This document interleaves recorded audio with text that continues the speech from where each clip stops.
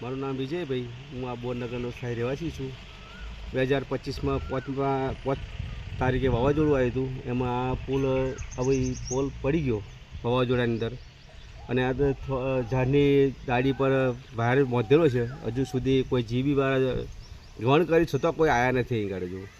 અને આ વીજ કરંટ કોઈને લાગે એનો જવાબદાર કોણ લેશે? બરાબર, આ વીજ પુરવઠાવાળાને જવાબદારી લેવી જોઈએ એમને. અને હવે અહીં હજુ સુધી જોવા પણ આવતા નથી આ લોકો. કેટલો સમય થઈ ગયો? આજે લગભગ 1 વર્ષ પૂરું થઈ ગયું, હજુ સુધી કોઈ જોવા પણ આવ્યા નથી. કેટલા લોકો સ્થાયી રહેવા છે? અમારા લગભગ 25 ઘરોની વસ્તી છે. અત્યારે લાઇટ ચાલુ છે? અત્યારે હા, લાઇટ ચાલુ છે. 24 કલાકનું લાઇટ છે. અને શાને બાંધેલો છે વાયર? હા, ઝાડના ડાળી પર બાંધેલો છે. તમારી માગણી શું છે?